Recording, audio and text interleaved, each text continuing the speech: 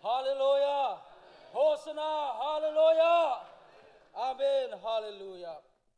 Boy pari tu zi tantra tuk mi kan pek I ni kuatra kan pek long silo in tu zing chu kan tam ngai begin chunga boy pari tam bi kamuna kan soi amin thang thatim thang ko se amen chan kalpa changi kan dir leo te pathian bia kan relai chun chunwa be mai thi du ma chun be mai thi te chim kan zuam lai Zakaria dalkuwa changkuanak Zakaria dalkuwa changkuanak ilom tua Zion fanu fa pin au tua Jerusalem fanu zeichatia Zauman nasiang parang chu nasina aralio nasiang parang chu nasina aralio ama chu tei tu si tei nak chu ama ta si King James version chun ama chu ading mi si kham nak angai tu si kham nak ngai tu si in King James version chun agan chep pek ai khat ko ruak ti ama chu tei tu si tei nak chu ama ta si toi dor te in la chungin la fa no te chunga ichit in ara ise chun mathai akhan kai thelai mathai dal kule khat ame pakhatin changkhatin leikhat tiang saunonin kavan relai Jerusalem khwa kha an hei nai chang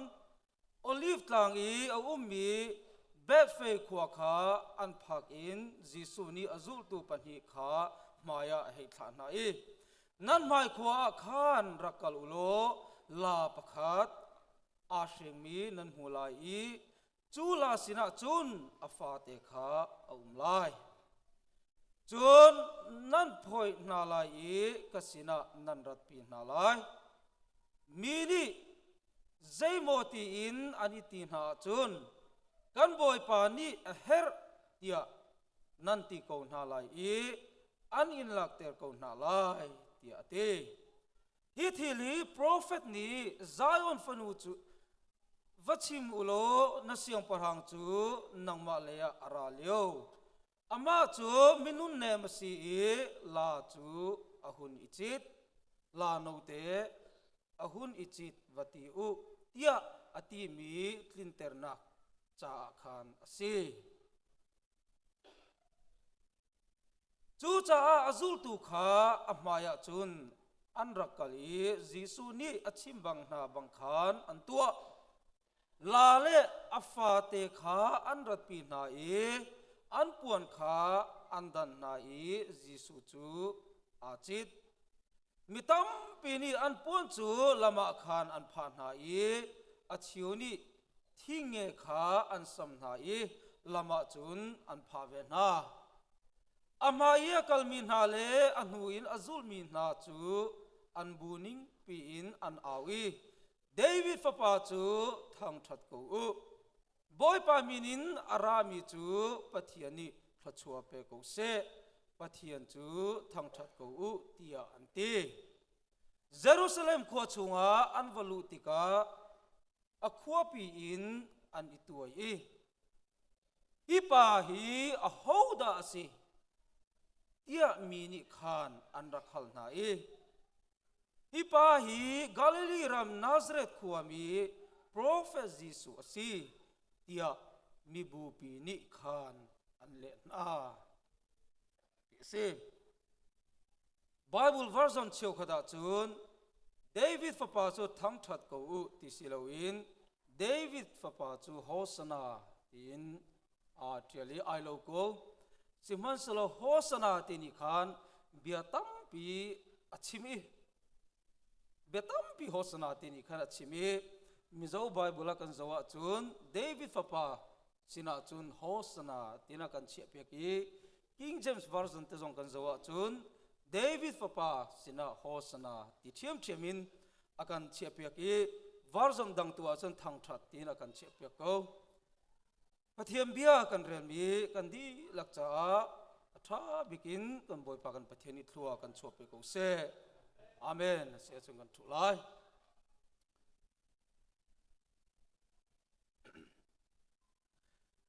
tu zinga hi ka muna chan amhan mi vial te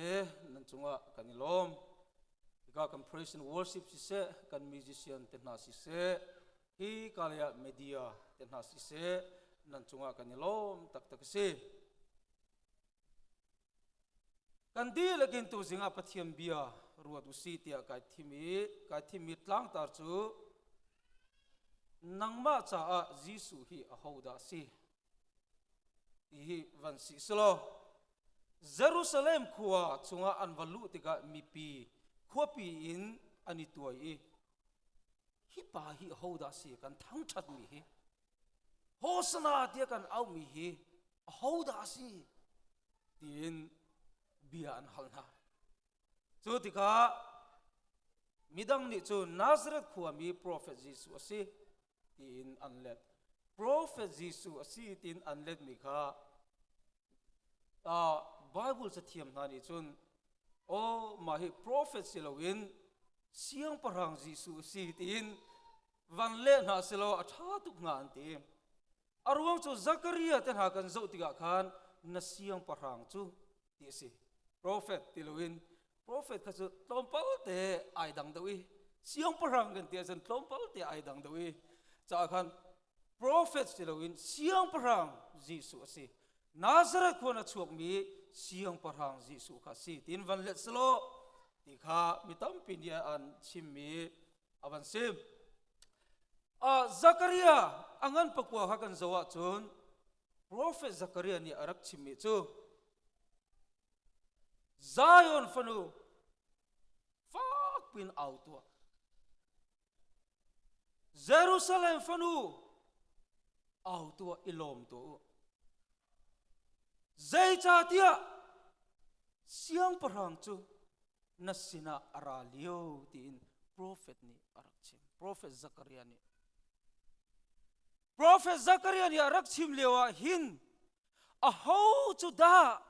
siang parang ati mi a ho chu da ti prophet Zachariah ni athailo a ho chu da arat lai ding mi ti hi athailo siman sala pathian sinin bia sina arak phan mi chu siang parang arat lai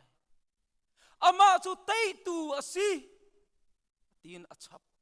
chu siang parang Jerusalem arat ding mi chu tei tu asi tei nak chu ama ta asi ti mini achim du mi chu kham nak chu ama ta asi tei tu asi ama sin zonga kham nak umi ma pa chu tôi dor nak lung thin ngain Jerusalem arak lut lai chu pa chu rang siloin la no te chunga ai chit lai Jerusalem arak lut lai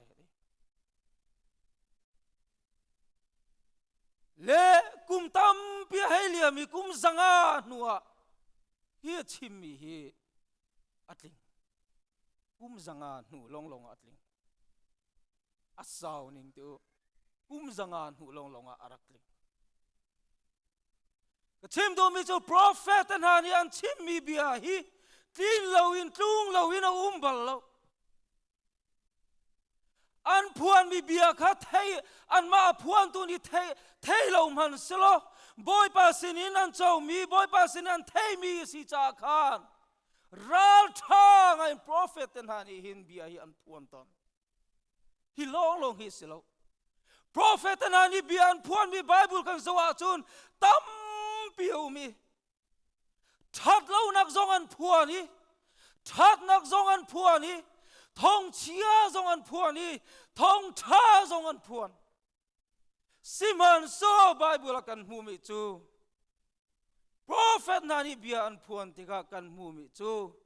hong chia sia chun shem nak ding sia chun boy pa senin shem nak an chau ding sia chun an sual nak ha phuanin an hasaleng mang zai chu da an pal nak zai chu da an pal nak zai ruang ada boy pa alung tling lo ti hi an phuan hasaleng mang boy pa alung tling lo Israel min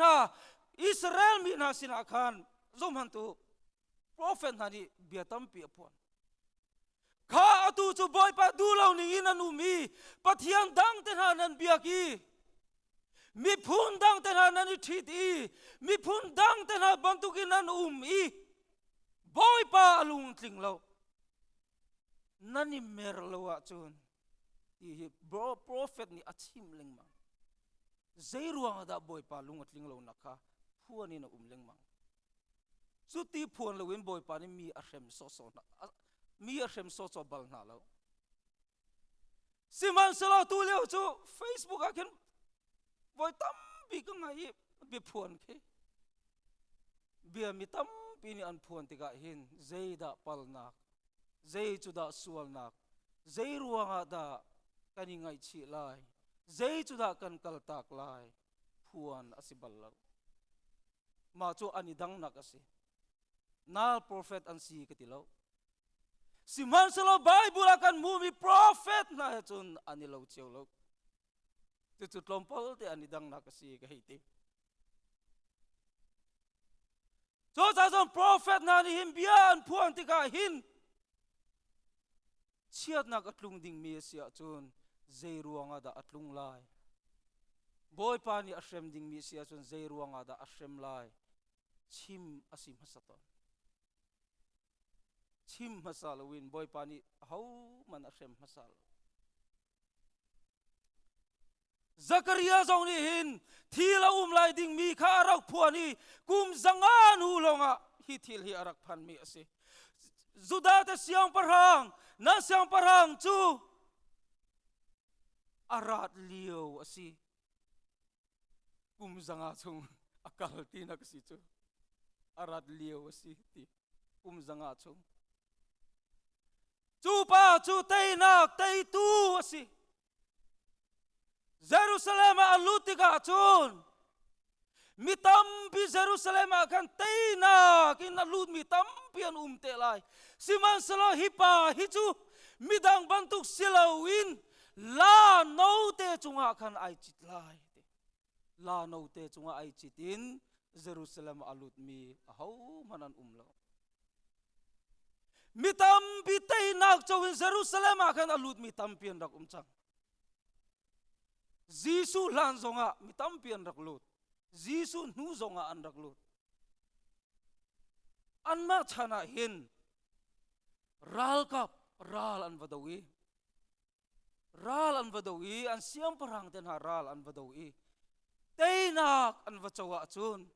an ral ten ha kha an vateya chun Jerusalem khan sungloi ngain an rak luton sungloi ngai Jerusalem khan an rak lutoni mipi chu an awi puan ten ha kan pha piang na i kan siang parang ni teina ka chu aral na chu teina yan ti mipi na ni chu sungloi ngain an rak don ton na chu bantuk thiam chu Jisu jong so arak lut lai ti siang parang Zakaria ni chun siman salo midang bantuk silo in mapa chu la no te chunga chitin arak lut lai zeruang ada midang kha la no te ani chitlo zeruang ada rang te ani chit kan tia chun ral ado mi anse tei tu kasi yelam ter nak cha se tei tu kasi shim toy dornak lungthin putin Jerusalem an lut lo siang parhang le ral kap na kha tei tu an sinak lung putin Jerusalem akan an lut chu cha chun ralan do na kan chuapi mi rang he khan Jerusalem akan an rak lut i sungloi ngain an rak don ton siman sa kan boy pa Jisu chu midang bantu ka silawin ral doin va fe kha silo ama chu tei tu asiko na in ral doin tei tu kha silo toy dor nak nun ngei in misual te na atlaw mi te na kha call in anrian tuan piak dingin boy Jisu tu chu toy dor nak lungthin putin Jerusalem arakul ai dang tuk ule na o ule na hi kamurayan chon ding kan ngai ruwa gati o tunian krifa bunin hi chon tua usi o ule na tunian boy parian tuan tu kan sidi tu kan di lagin boy parian tuan tu kan sidi boy pani mandulo mi ho mana ngai lo boy pani chon la man ka man ko nang male ke ma jong boy pani kan mang lai o chu ti ka chun ranga I chitin tai tu ka si kan itia chun ule na na poi tuk lai rang kan I chit swala chun apoi tuk lai kiti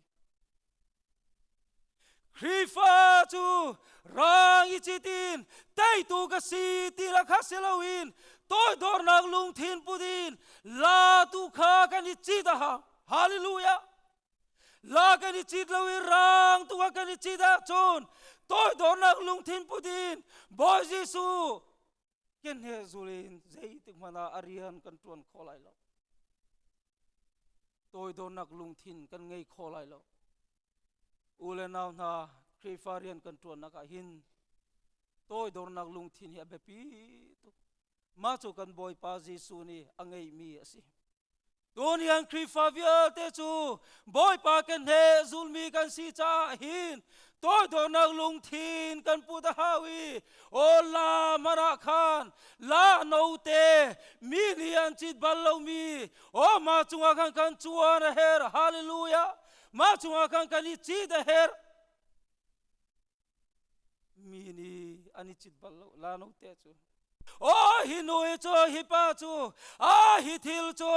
hi rian chu o kan du lo mi tu kha I lakin ma tu kha ma tu en chu rian chuan kha khifa kan rian chu si mi du lo mi khaila mi ni an hlon mi khaila mi kal du lo nang huna vakal mi tua du lo nang huna mi tua du lo mi vatua ma je kan khifa rian chu asido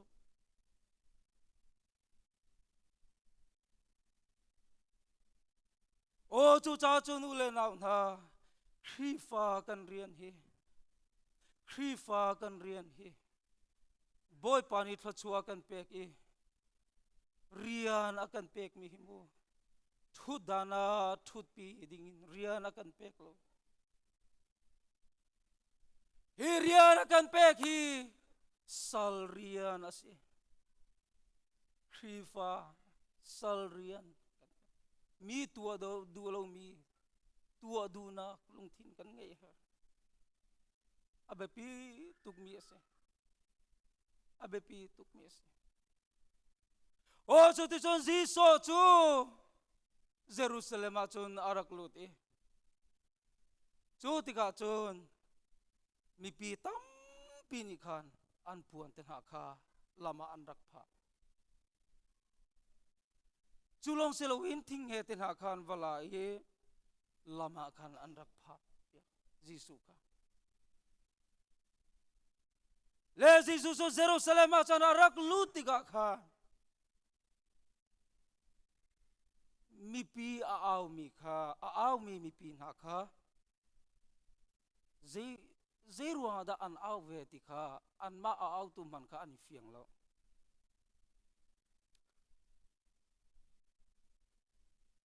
Jisu arak lut mi an mo ti ka khan Hosana David fa pa sina chun Hosana David fa pa chu thang thadum ko se Hosana tin an aw I Siman selo Hosana ti zeida sunlam Hosana ti chu kan kham tua dinakasi David fa pa kan kham tua tin mi pi na khan a David fapa kan kham tua tin mi pi na khan awi arwang cho Zakaria ni na siang parhang Jerusalem arang lulai o tu la no te chungai chit lai ti mi khan rak thei vei e kan siang parhang cho Jerusalem arang lu dan ti hosana kan kham tua David fapa kan kham tua pathian sinarami kan kham tua tin mi pin ha khan a kan kham tua an ti mi a khan an lung thin ai ro than lo mi chiu ni hosana an ti a khan mi chiu ni chun volei siang parang Herod siang parang chungin ral kap aswal tak tak chungin kan kham tua i lung thin putin Jisu kha an auve mi chiu chu an sivelo mi chiu chu hi ka tharau o kan tharau cha hin kan tharau i kan kham bo Jisu kan kham kan ya nang mai kan ngai tuk chang kum zali chung prophet zong kan ngai lo kum zali chung prophet zong kan ngai lo 400 year of silence kan ti khambu kum zali chung prophet zong kan ngai lo Bible zong tiala city lo o Jisu David fapa atu hi kan kham chang kan tlau chang hi anti tharau le ya kham nak du in mitam pi ni chun hosana kan kham tua tinan auve ani lo le chan cho van kali mi pi an buai chang volei siang parhang chuing kan kham tua lo hi ral kap thalo mi chuing kan kham tua boy Jisu nang chu siang parhang no silo mo kan kham tua ti a au mi kha nikhat ni thum avansia chun Jisu anrak mu ning kha ai thlen chang hi pa hi kan kham lai siang parang thalo chuing kan kham lai kan ma kan luater tu silai tia kan rak zumi pilat ni bia hal tiga chun Juda siang parang kasiko na in ka siang parang mun ma chu hi volei hi silo ati dai to Jisu chu tiga mi pi nani kan pal chik hi anti dai an lung thin ani thlen alhaliwa kan kham tua tia au mi pol kha an lung thin ani theni vai lama khan khen tinan au than an rak ruat ninga chun volei politics thalonak chungin Jisu ni akan kham lai ti kha an ruat mi si chu afiang nak chu emau lama akal mi tleupa le hoi pa bia ani ruat mi kha van ruat than man to bia ani ruat an sina boy Jisu arak lang boy Jisu ni zeida na ni ruwa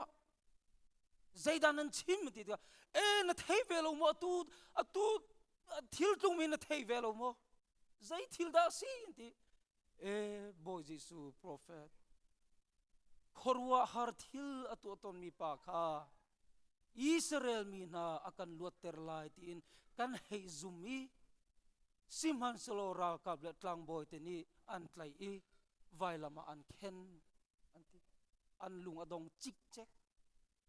an rak mu mi kha Jisu arat na kha an rak mu ning kha ai dang simhan solo Jisu ri arat na kha ai dang ve an mu ning kha ai luk ti o tu zingai khrifa buna zai ban tu lung thim purin da hosana tin au ton ve ti hin hal kan du zai ban tu lung thin putin da hosana David fapa hosana hallelujah hosana na ti ti ka hin zai lung putin da hosana tin au nang ma vani ruat ma o katharau kan kham o Jisu katharau kan kham lo hi tika chan dong tika hela ka tak lo nak dingin Jisu kan kham ko ti du nak lung thin mo hausana nati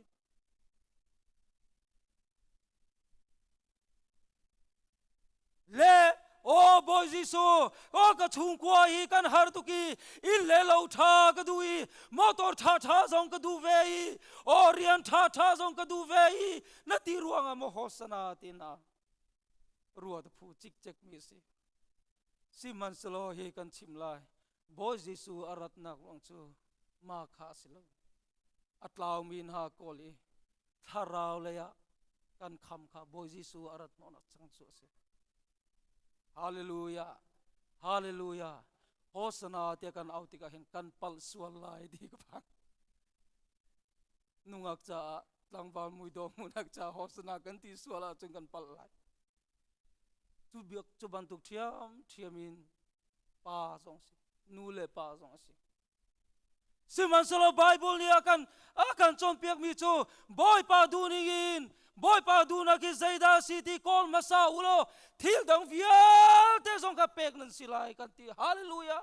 boy pa du ning ka kan kol masa hari boy pa du ning chu tharau lai kham kha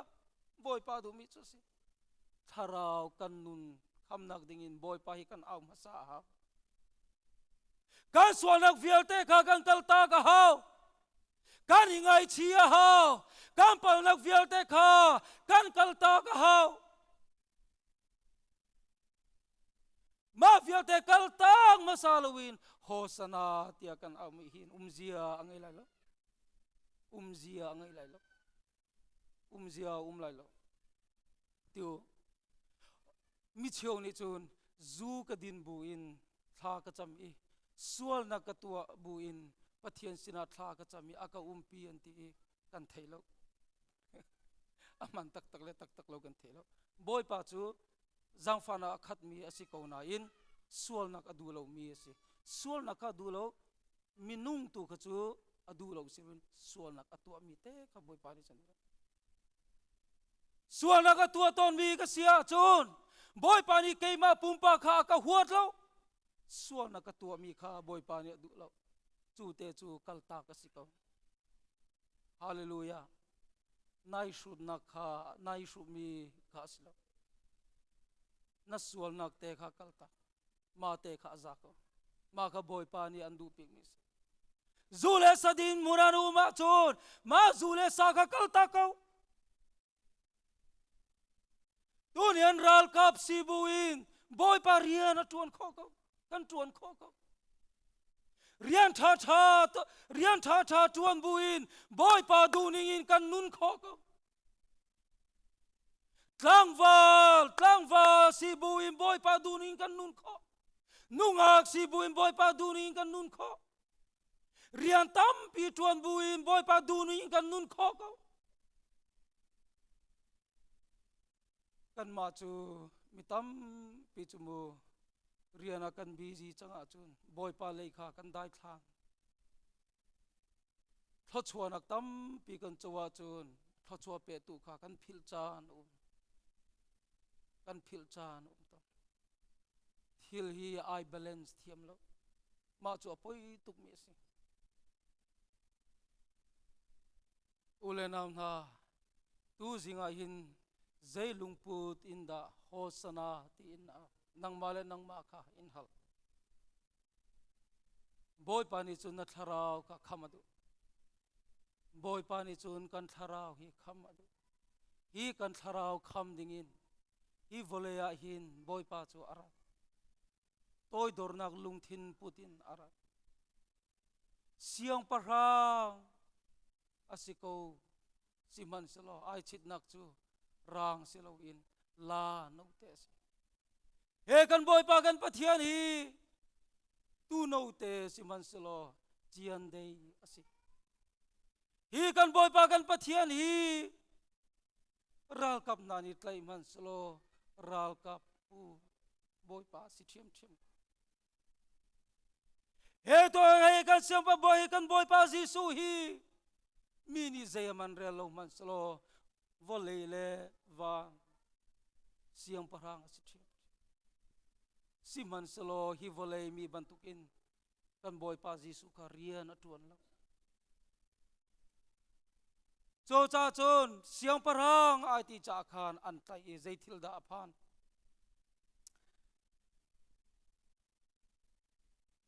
minung lung thin kha an buai Jerusalem alut leo khan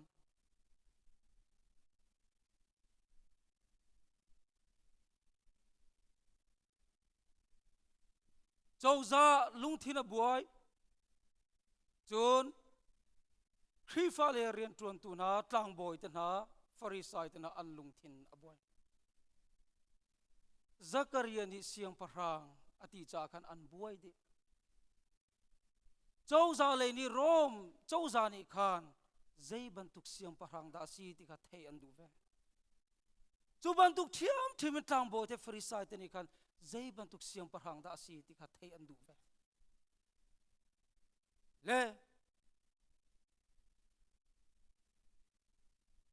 Pharisai te po tlang boy ten pol ni chun Jesu kha an tlai Jesu kha an tlai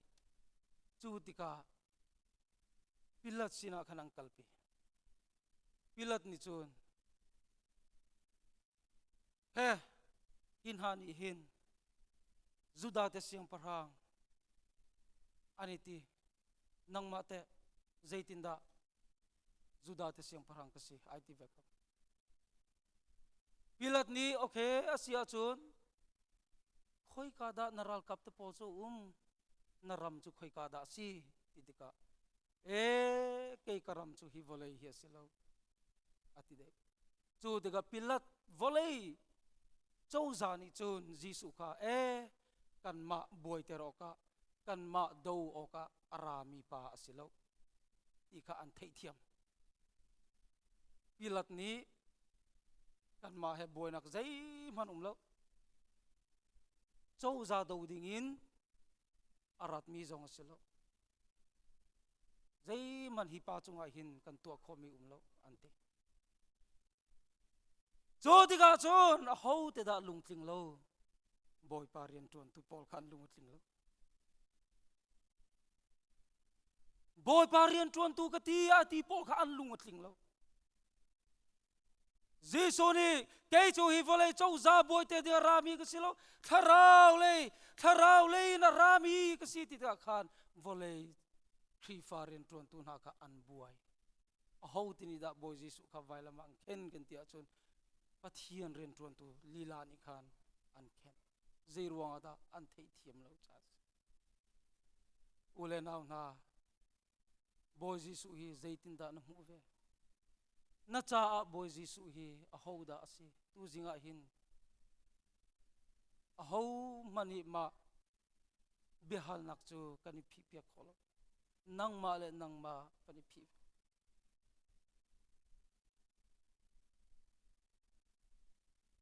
na tharau kham tu cha mo boy Jesu na lak lai har nak le buai nak tom chana na au ding long long mo boy Jesu na lak lai zai cha da boy Jesu na lak lai hosana ti na au lai nang ma le nang ma biai hal lo ma khoi sun chu nang ma le nang ma phi tin tu zinga hin kanin hal lu na siman selo kadong tel hlana kanin chim du mi chu kan boy pa kan pathian chu tharau leya rian tuan dingin arat mi asi boy nak le harna ki volaya tam pi kan ngai ko lai ki volaya ummi kan si cha siman selo chu nakin abepi do mi chu kan tharau kham na ki abepi do tin chim kadu kan tharau kham na hi abepi do ille lo tha ngai nakin boy Jesu nei kha abepi do motor tha ngai nakin boy Jesu ngai kha abepi do rian tha ngai in tuan nakin ule naw na boy Jesu ngai kha abepi do na tharau cha dam na kha abepi do tin tu zinga hin in for fiel than kan do boy pani abia kan di lak cha thok kan chope ko se amen